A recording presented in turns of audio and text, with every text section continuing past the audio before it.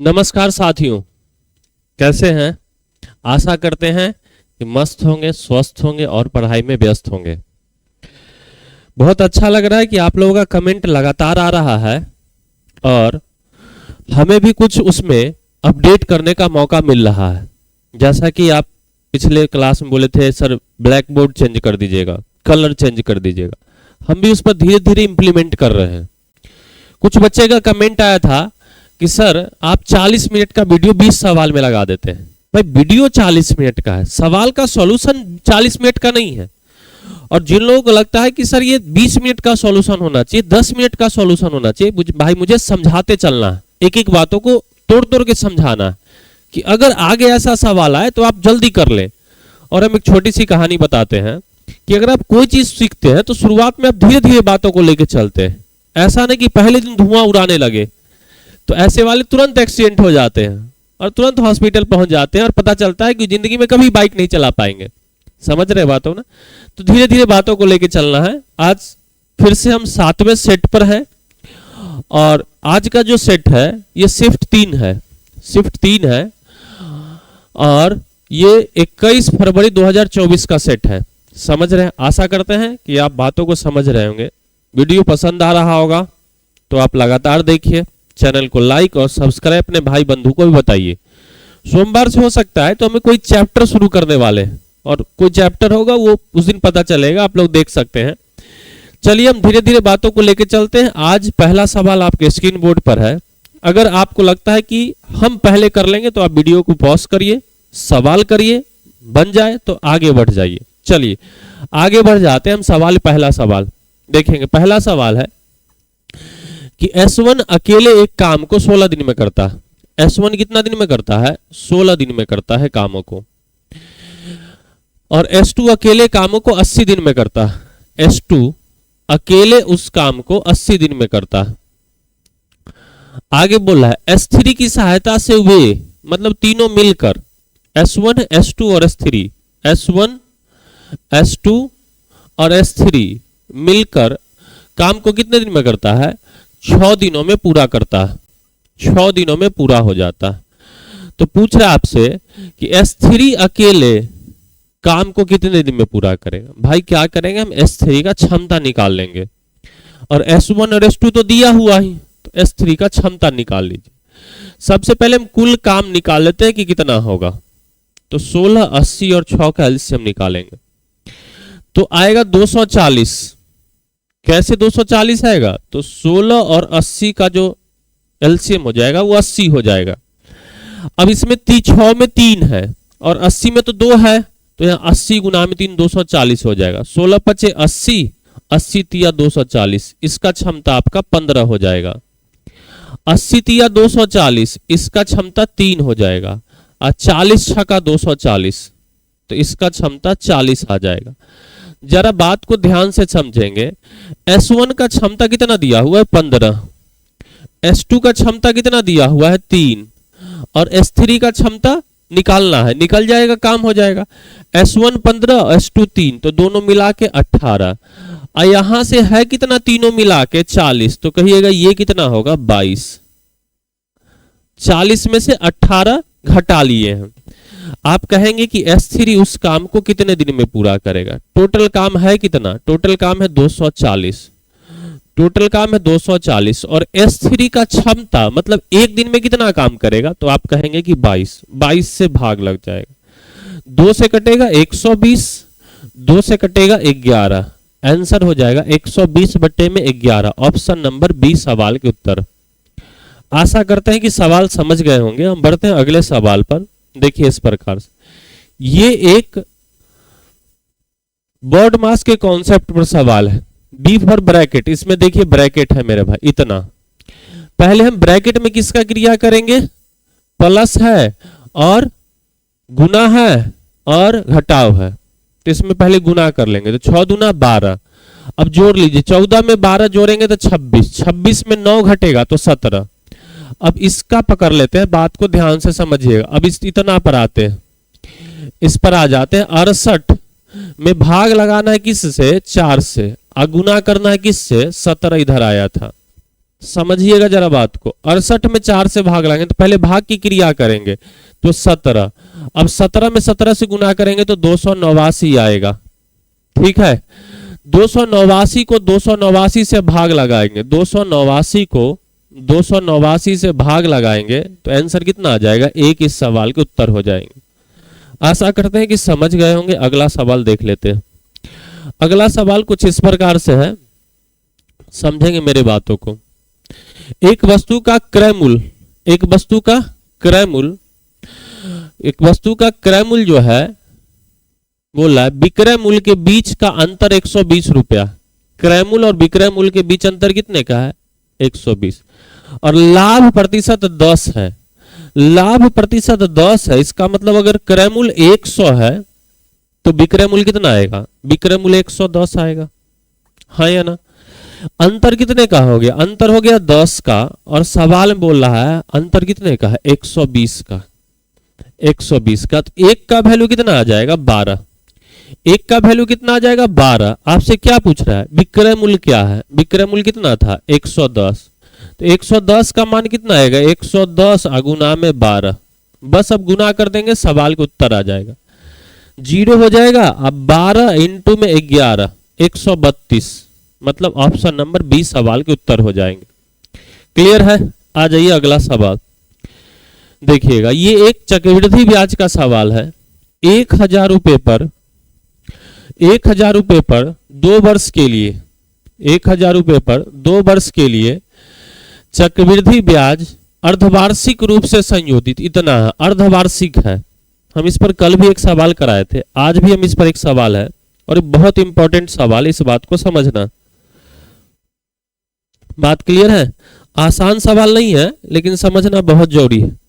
देखिएगा, अगर अर्धवार्षिक होगा, अर्धवार्षिक होगा, कल हम एक बात शायद आपको याद हो, कल वाला वीडियो देख लिए, नहीं देखे तो इस चीज को समझ लीजिए कि अगर रेट 10% है, रेट कितना है 10% है, और समय 4 वर्ष है, तो जो चक्रवृद्धि ब्याज निकलता है परसेंट में वो होता है 46.41% होता है। इस चीज को आप याद रखेंगे, इस चीज को याद रखेंगे, सवाल बहुत आसानी टूट जाए।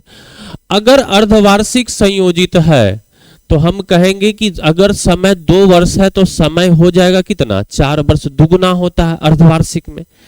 रेट कुछ होगा, यहां ब्याज से दर कुछ होगा, तो उसका जो हो जाएगा यहां क्या होगा, आधा हो जाएगा अर्धवार्षिक संयोजित होने पर। बोलेंगे हाँ सर ये बात एकदम सत्य है। अब ब्याज मेरा कितना मिला है, ब्याज मिला है 464.1 कितने पर, 1000 पर। हम पूछेंगे 100 पर कितना आएगा, परसेंटेज में निकाल लिए, तो परसेंटेज में आएगा 2 0 से 2 0 कट जाएगा, ये दशमलव से भाग लगाएंगे तो ये आ जाएगा 46.41% ब्याज आ जाएगा मेरे भाई।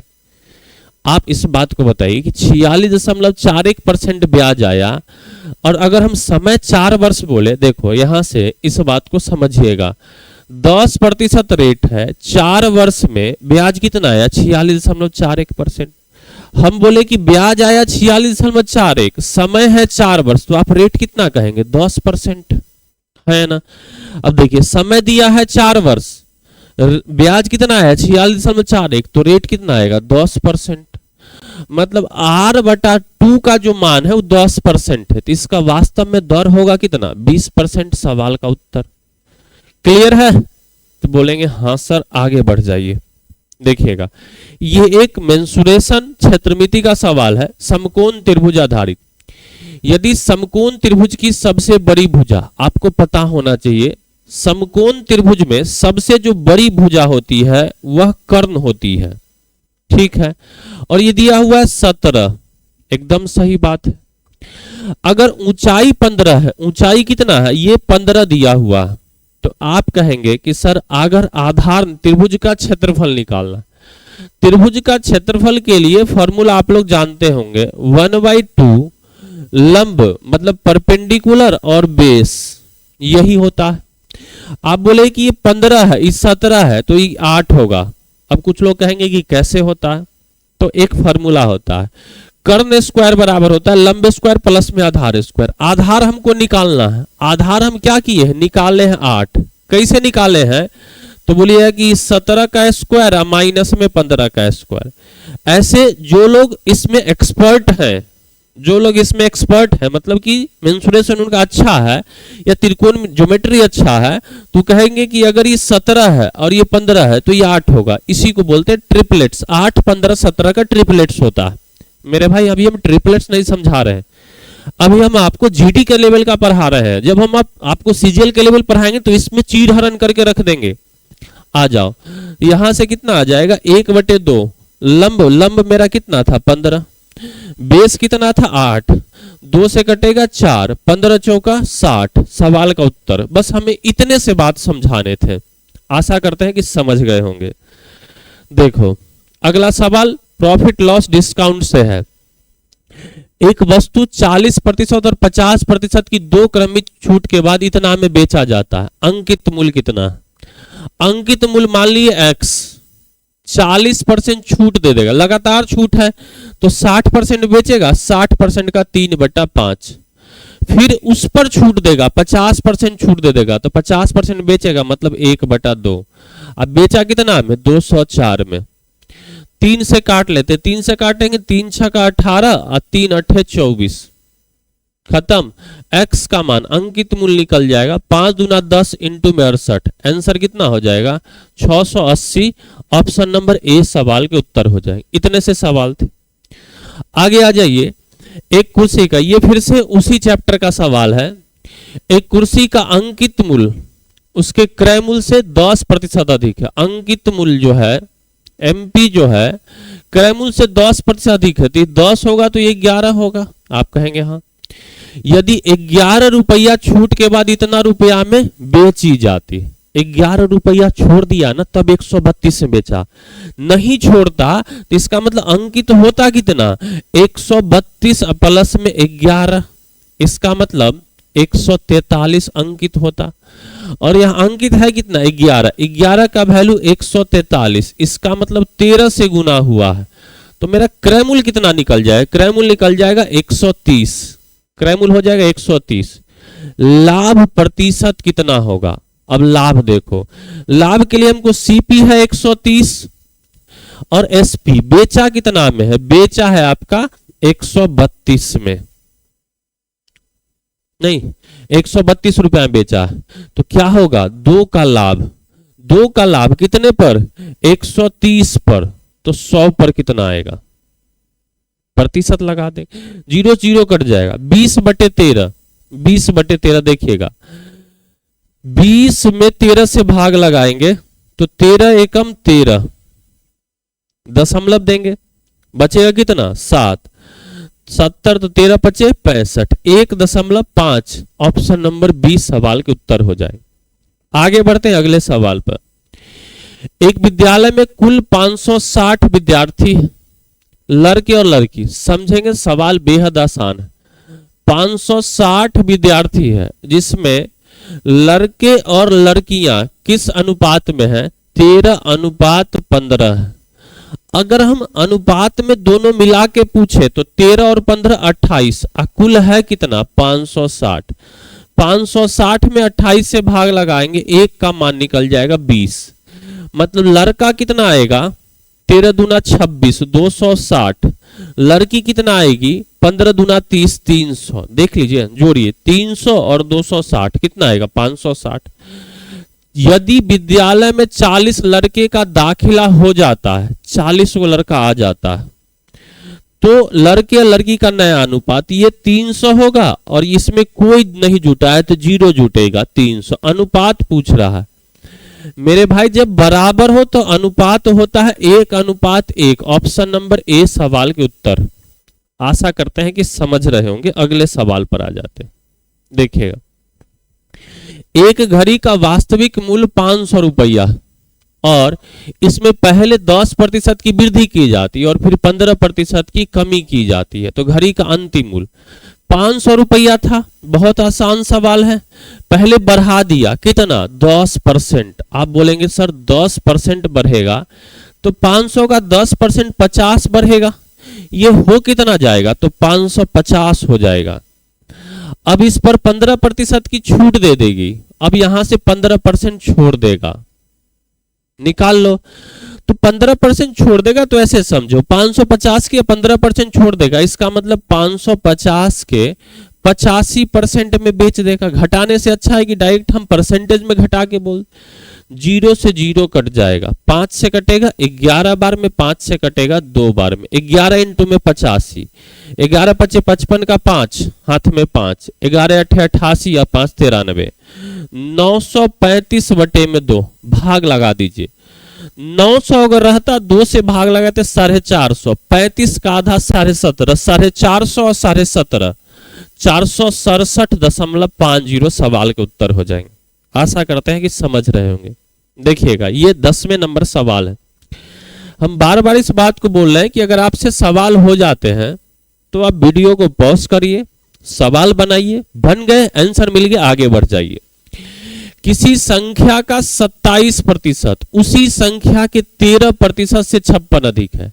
हम बोलेंगे कि परसेंटेज में कितना अधिक है, तो कहोगे कि सर 14 अधिक है, 14% अधिक है। रुपया में कितना अधिक है, तो 56, 14 चौका 56, 1% का वैल्यू 4, 100% 400 सवाल के उत्तर। कहेंगे कि सर ये तो बहुत आसान सवाल है। भाई आसान है, हम भी बोल रहे हैं।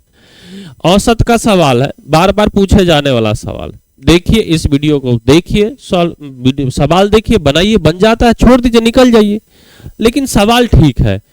TUV का औसत 42 kg है। हम कहेंगे T प्लस में U प्लस में V बराबर कितना आ जाएगा, तो आपका जवाब होगा 42 गुना में 3, 42 गुना में 3, 42 तिया 126 होगा। ठीक है। T और U का औसत भार 40 kg है। T और U का औसत भार कितना है, 40 है। तो 40 गुना में 2 हो जाएगा कुल 80। अरे हाँ है ना। अगर यहां से देखे U और V का औसत भार 36 है, तो U प्लस में V जो होगा 36 गुना में 2 कितना होगा, 72। ठीक है। U का भार कितना है, U का भार कितना है, देखिए हम सवाल को बहुत आसानी से निपटाए।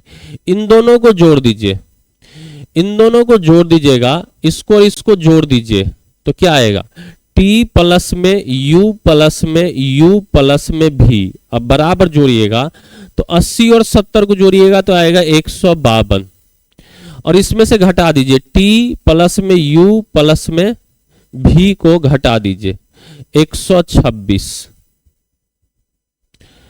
अरे होगा। जब हम घटाएंगे तो क्या होगा, देखिएगा घटाएंगे तो माइनस माइनस माइनस, T से T कट जाएगा, U से U कट जाएगा और V से V कट जाएगा। U मेरा कितना आएगा, 152 में से 26 निकल जाएगा, 26 आएगा। आपसे क्या पूछ रहा था, यही पूछ ही रहा था U, तो आंसर कितना हो जाएगा, 26 kg सवाल के उत्तर हो जाएगा। कोई तकलीफ नहीं। आ जाइए अगला सवाल देख लेंगे, कोई तकलीफ तो नहीं है ना। 40 या 120, 40 80, 8 7 15 152। ठीक है, ठीक है मेरे भाई। आ जाइए अगले सवाल पर। एक विद्यालय में 6 विषयों में प्राप्त औसत अंक 75 था, तो 6 का औसत 75 दिया हुआ, एवरेज जो है आपका 75 दिया हुआ। हम कहेंगे टोटल कितना आएगा, टोटल आएगा 75 गुना में 6, 75 गुना में 6, 6 सत्ते 42 और 6 पचे 30, मतलब 450। ठीक है। उस विद्यार्थी के, यदि उस विद्यार्थी को एक विषय में 80 आया, इसमें से एगो में 80 आया, तो बचेगा 5, तो शेष विषय में प्राप्त कुल अंक, तो एगो में से 80 घटा लीजिए, 80 घटा लेंगे, 480 में से 450 में से 80 घट जाएगा, 370 सवाल के उत्तर हो जाएंगे। आगे बढ़ते अगला सवाल। निम्नलिखित में कौन सी संख्या 11 से विभाज्य, कल पूछा था कि विभाज्य नहीं है, आज पूछा है विभाज्य। देखो हम बताएं, किसी संख्या के सम स्थान पर स्थित अंकों का योगफल तथा विषम स्थान पर स्थित अंकों का योगफल का अंतर 0 या 11 या 22 या 11 के गुणज हो जाएंगे, तो पूरी संख्या 11 से कटेगा। देख लो यहाँ 4 और 1 5, 9 6 15, अंतर कितना आएगा, 15 में से 5 घटाओगे 10, 0 11 22 है नहीं, तो पहला ऑप्शन नहीं हुआ भाई। दूसरा आप ऑप्शन देखो, 9 और 2 11, 8 और 6 14, तो 14 में से 11 जाएगा 3, 0 आना चाहिए, या 11 या 22, ये भी नहीं हुआ। 8 और 7 15, अब 5 और 4 9, घटा लो तो कितना आएगा 6, ये भी नहीं हुआ। तीसरा भी नहीं हुआ। चौथा देख लेंगे, 9 और 5 14, 8 और 6 14, 14 में से 14 जाएगा 0। बात हो गया। ऑप्शन नंबर कौन सा होगा? डी सवाल के उत्तर हो जाएगा। आशा करते हैं कि बात समझ पाए होंगे। अगला सवाल देखिएगा, ये एक टाइम एंड वर्क का सवाल है, आसान सा सवाल है, ठीक है। टाइम एंड वर्क का सवाल है, आसान तो नहीं कर सकते लेकिन हाँ ठीक है।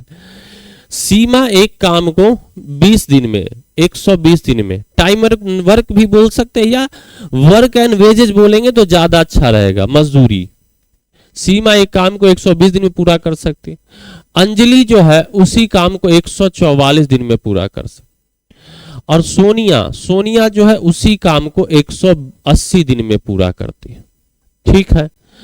यदि तीनों उस काम को एक साथ मिलकर करते हैं और उन्हें 3300 रुपया, कुल रुपया कितना है 3300 रुपया भुगतान किया जाता है, तो अंजलि का हिस्सा, सबसे पहले हिस्सा कैसे मिलता है? तो अगर तीनों समान समय के लिए काम किया है तो जो पैसा जो बटता है वह बटता है इफिशियंसी, क्षमता के रेशियो में। तो क्षमता के रेशियो में बटता है मेरे भाई। तो सबसे पहले हम क्षमता निकाल लेते हैं क्योंकि तीनों समान समय के लिए। अब देखिए यहां से एलसीएम लेना थोड़ा सा कठिन है लेकिन हम बताते, 120 है और ये 144 है, 18 चौका 72, 720 हो जाएगा एलसीएम। 12 छक्का 72, इसका क्षमता 6, ये आ जाएगा 5, ये आ जाएगा 4। मतलब सोनिया का क्षमता 6, सीमा का क्षमता 6, इस सीमा है, इस सोनिया है। और अंजलि का क्षमता 5 और सोनिया का क्षमता 4। तो पैसा भी इसी रेशियो में, 6 रेशियो 5 रेशियो और 4 में बटेगा। तीनों मिला कितना, 6 5 11 4 15, तो 1 का मान आ जाएगा, 15 से भाग लगा तो 15 दूना 30, 3 15 दूना 30, 220। 1 का मान आ जाएगा 220 रुपया। तो अंजलि का हिस्सा, अंजलि बीच वाले, तो 5 का वैल्यू कितना आ जाएगा 220 अगुना में 5, 220 पचे, ये 22 पचे 110, 1100 उत्तर ऑप्शन नंबर 20 सवाल के उत्तर। आगे बढ़ते हैं अगले सवाल पर। ये एक आपको ट्रेन का सवाल है, बेहद आसान सा सवाल है। 2 लड़के 900 मीटर लंबे पुल के विपरीत छोरों पर, मान लेते हैं कि ये पुल है, एक इधर खड़ा है और एक इधर खड़ा है। दूरी कितना है 900 मीटर दूरी है, 900 मीटर दूर है, ठीक है। यदि वे क्रमशः 10 मीटर प्रति मिनट, इधर से जो चल रहा है 10 मीटर प्रति मिनट, मिनट के दर से चल रहा है, इधर से जो चल एक दूसरे की ओर चल रहे हैं, किस चाल से 8 मीटर प्रति मिनट की दर से चल रहे हैं, ठीक है। तो एक दूसरे कितने समय निकालना है। समय बराबर क्या होता है तो आप जानते हैं, समय बराबर डिस्टेंस, इन दोनों के बीच की दूरी कितना 900 मीटर बटे में, दोनों एक दूसरे की ओर चल रहा है तो रिलेटिव स्पीड जुट जाएगा, 10 8 18 हो जाएगा, चाल हो जाएगा 18 मीटर प्रति मिनट, 18 पचे 90, आंसर हो जाएगा 50 मिनट सवाल के उत्तर। आसान तो सवाल नहीं कर सकते लेकिन मुश्किल भी सवाल नहीं है। आ जाओ, ये एक आसान सा सवाल है, बहुत आसान, इससे छोटा सवाल इस टाइप में बनते ही नहीं है। एक मिश्रण में एसिड और वाटर का रेशियो जो है, अम्ल और पानी का जो अनुपात है वह आपको कितना दिया है 7:4 दिया। 3 लीटर पानी मिला दिया जाए, इसमें पानी मिला दिए, इस मिश्रण में पानी मिला दिए 3 लीटर, तो अम्ल और एसिड और वाटर का जो रेशियो हो गया 7:5 हो गया। हम एक बात आपसे पूछेंगे, अगर कोई मिश्रण है उसमें अगर हम पानी मिला दे तो मिश्रण में पानी बढ़ेगा, एसिड जितना था उतना ही रहेगा। आप बोलेंगे हाँ एसिड यहाँ 7 था, 7 है, कोई दिक्कत नहीं। पानी 4 से 5 हो गया, 1 बढ़ा, और सवाल लीटर में कितना डाला है 3, तो 1 का वैल्यू 3 लीटर। पूछ रहा है मिश्रण में अम्ल, ये गलत लिखा गया, अम्ल की मात्रा कितनी है, तो अम्ल कितना था 7, 7 का वैल्यू हो जाएगा 7 या 21 लीटर। सवाल के उत्तर आशा करते हैं कि समझ पाए।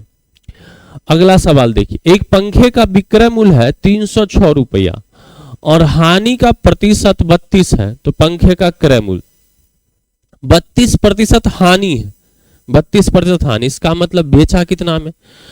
अगर सीपी हम बोलेंगे 100 है तो इस पर 32 हानि हो जाएगा, इसका मतलब है कि वो बेचा कितना में 68 में। अरे है ना, एक पंखे का विक्रय मूल्य 306 रुपया और हानि प्रतिशत 32 है, पंखे का क्रय मूल्य ज्ञात करिए और इसका वैल्यू जो है कितना है 306। ठीक है, इसको रेशियो भी लगा सकते हैं, छोटा भी कर सकते हैं, थोड़ा सा आसान हो जाएगा। 4 से काट लेंगे, 4 से हो जाएगा 25 और 4 से काट लेंगे तो 17। मतलब क्रय मूल्य अगर 25 है तो विक्रय मूल्य 17, 17 से इसमें भाग लगाइए, ये एक का मान निकल जाएगा।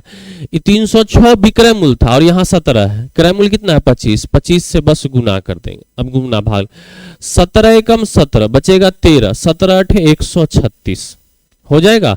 तो 25 इंटू में 18 कितना आ जाएगा 25 चौका 100, 4 चौका 16, 450 रुपया सवाल का उत्तर हो जाएगा। आगे बढ़ जाते हैं अगले सवाल पे। HCF महत्तम समापवर्त क्या है, HCF निकालना है। हम आपको एक बात सीधा सीधा ही बता देते हैं, जब संख्या प्राइम फैक्टराइजेशन के रूप में हो, जैसे तोड़ा हुआ देख 2 के पावर 3, 3 के पावर 5, 2 के पावर 4, ये 2 बेस में प्राइम नंबर है। बेस में क्या है प्राइम नंबर, 2 यहां भी प्राइम यहां भी प्राइम, इसको बोलते हैं प्राइम फैक्टराइजेशन। तो याद रखिएगा हमको HCF निकालना है तो सबसे छोटा पावर और LCM निकालना है तो सबसे बड़ा पावर। देखिए यहां भी 2 है यहां भी 2 है, तो 2 में छोटा पावर कितना है 2 के पावर 3, गुना है तो गुना, 3 है यहाँ 3, यहाँ 5 और 6 में छोटा पावर 5, तो आंसर हो जाएगा 2 के पावर 3 गुना में 3 के पावर 5 सवाल के उत्तर हो जाए। आगे बढ़ जाते हैं अगले सवाल पर। ये एक अलजेब्रा का सवाल है, बेहद आसान सवाल। P माइनस क्यू 9 है और P square plus Q square 127, क्या जानते हैं P माइनस क्यू का होल स्क्वायर बराबर होगा P स्क्वायर प्लस में क्यू स्क्वायर प्लस में 2PQ। अरे होगा, P माइनस क्यू का मान कितना है 9, तो 9 का हो गया स्क्वायर 81 बराबर P square plus Q square 127 है, प्लस में माइनस, सॉरी यहां होगा माइनस होगा कितना माइनस 2PQ होगा। ठीक है, आ जाओ, तो यहां से 2PQ बराबर कितना आएगा 127 में से 81 घटा देंगे तो 7 में से 1 गया 6, 12 में से 8 गया 4, PQ का मान निकालना है तो 2 से कट जाएगा 23, आंसर हो जाएगा आपका 23, ऑप्शन नंबर डी सवाल के उत्तर। आशा करते हैं कि समझ रहे होंगे बात को। अगला सवाल और अंतिम सवाल साधारण ब्याज से। कई बार बोल चुके हैं कि साधारण ब्याज का सवाल वाकई साधारण ही होता है, इस चीज को समझिएगा। एक निश्चित धनराशि पर 13% वार्षिक दर से 5 वर्षों का इतना रुपया साधारण ब्याज, 13% से 5 साल में जो साधारण ब्याज आएगा गुना हो जाएगा, 13×5 65% आएगा और उसका मान कितना दिया है 2275। आपसे पूछा है धनराशि, धनराशि मतलब 100%, तो 1% का वैल्यू जो आएगा 2275 बटे में आएगा 65, 100% का जो वैल्यू आएगा 100 से गुना हो जाएगा, सवाल का उत्तर हो जाएगा। चलिए काट लेते हैं, 5 से काटेंगे तो 13, 5 से काटेंगे तो 20, 13 से काट लेते हैं, 13 से काटेंगे 13 एकम 13 बच जाएगा कितना 9, 9 बच जाएगा 57, 13 7 91, 6 13×5 65, 0 अब 175 दूना 350, मतलब आंसर कितना हो जाएगा 3500। 20 सवाल निपटा दिए हैं। हम आपको बार बार बोले थे कि एक कमेंट कर लीजिएगा आप सभी लोग, हम हो सकता है तो मंडे से आप लोग को कोई एक चैप्टर, जीडी का एक चैप्टर, हम बार बार बोल रहे हैं, कंप्लीट जीडी का जो है पूरा हम जैसा संभव हो सके हमसे होगा, बेहतरीन ही होगा, मजेदार होगा। हर चैप्टर से 50 से 60 सवाल आप लोगों के सामने में रखेंगे। शुरुआत किससे करेंगे वो आपको उसी दिन पता चलेगा, कि कौन सा चैप्टर शुरू होगा। ये सेट प्रैक्टिस की जो सिलसिला है, ये जब एग्जाम अंतिम दिन बचेंगे ना, तब इस पर हम चर्चा कर लेंगे। Complete maths A to Z maths के हर चैप्टर जीडी के लिए हम पढ़ाने जा रहे हैं। सोमवार से इसका वीडियो अपलोड होगा। तो जो लोग इस चैनल पर नए हैं उसको क्या करिए कि लाइक कर लिए, शेयर कर दीजिए और सब्सक्राइब कर दीजिए। चलिए आज भर के लिए इतना ही, फिर मिलते हैं हम अगले क्लास में। जय हिंद, जय भारत।